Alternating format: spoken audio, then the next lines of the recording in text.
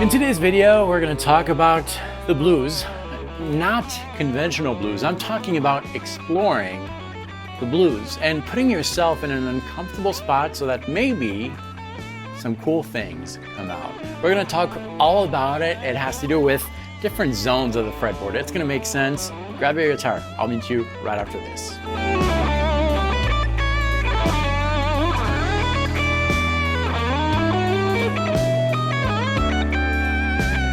Hello, my name is David Wallerman. Welcome to this channel, which is all about helping guitar players around the world find their unique voice on the instrument to tell their own musical story. And what better canvas than the blues to tell your own story? We've covered the blues quite a bit here on the channel.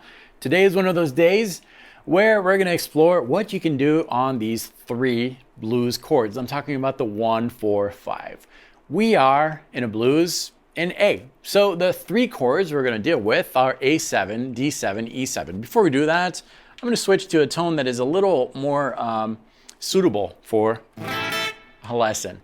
Okay, let me talk about these three chords really quick with the close-up here. We've got the 1, which is A, A7, D7, and E7. And typically, players would be tempted to play the A minor pentatonic scale.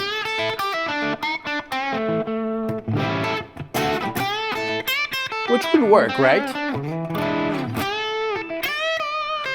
But there is a better route, and we talked about that before, and that route is to target tones from each of the three chords that we're playing over, A7, D7, and E7. So that means that, well, you could take an A7, visualize that A7, and I'm playing the bar form here, so from the low E string to the high E string, I have frets 5, 7, 5, 6, 5, 5. Well, there's an 8 here on the second fret too, if we want. And visualize these tones and improvise with the minor pentatonic scale.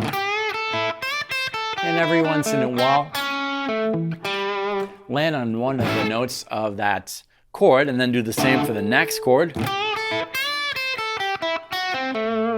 And the next chord.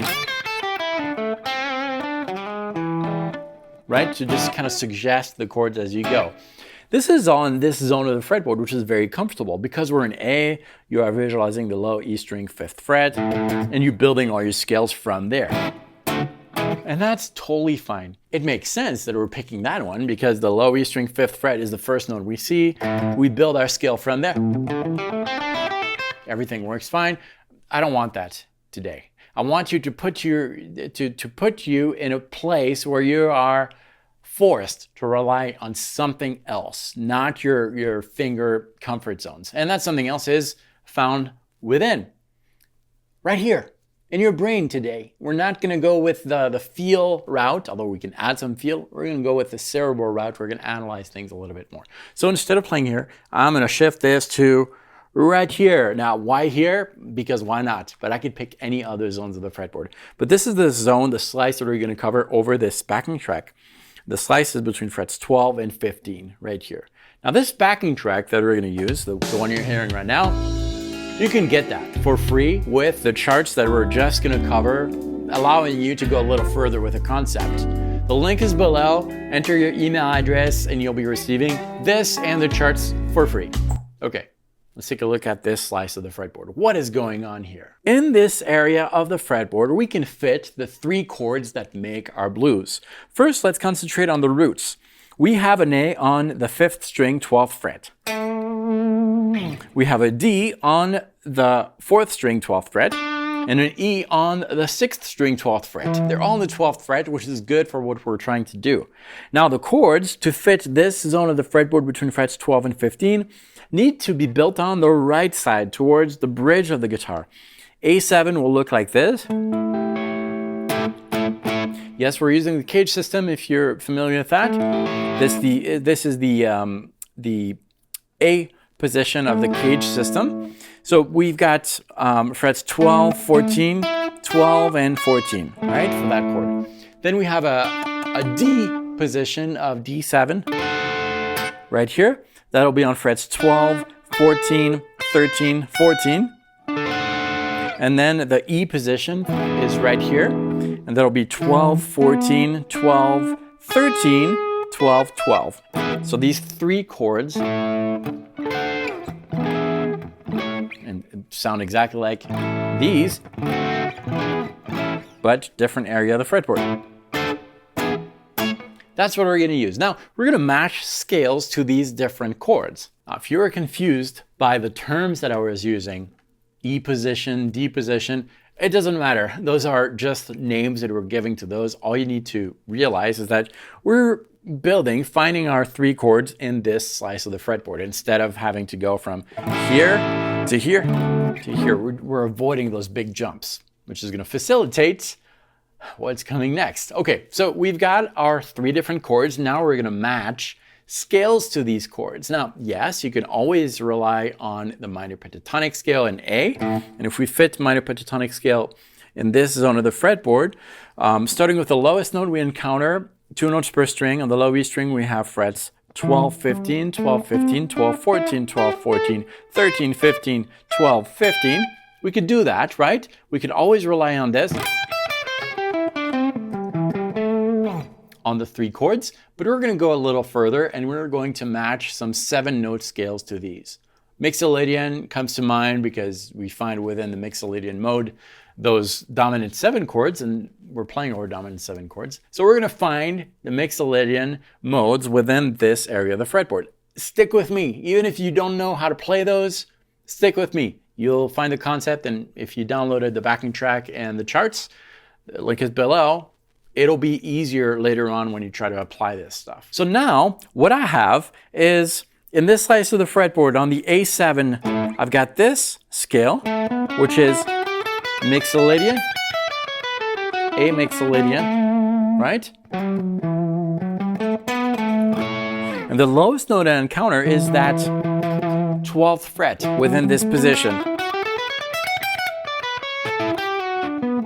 But I'm playing over that A7. I promise, stick with it. On D7, we have this position.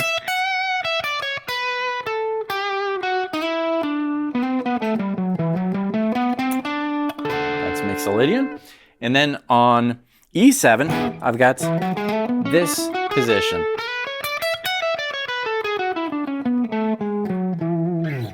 Those were hard to memorize if you consider the roots of each chord. But I don't know if you noticed, but when I was playing those, each of these scales, A Mixolydian, D Mixolydian, and E Mixolydian, they all have in common the low E string 12th fret. That's going to be the reference point from which we're going to build our positions.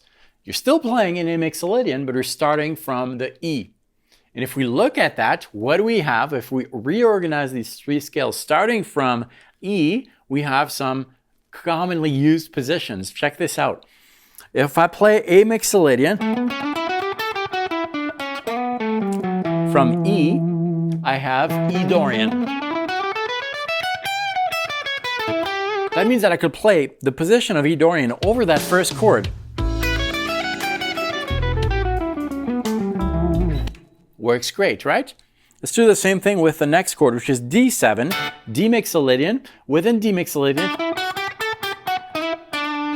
we also have that E, which is going to be the starting point for our new scale, and that will be E Aeolian. So we find within D7 the position of E Aeolian. Let's try that on the second chord. So on the first chord, I'd play E Dorian. Second one, Aeolian, and back to Dorian.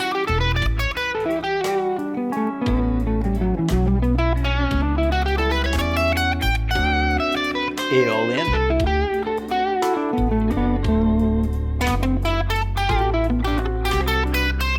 and Dorian.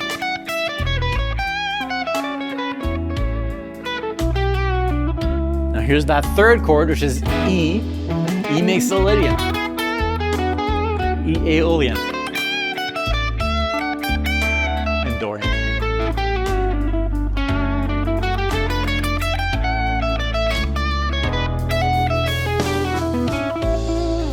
So what did we do? Well, we did what we've been doing from the start on the channel, which is finding connections between multiple scales to organize our thoughts to make things more simple.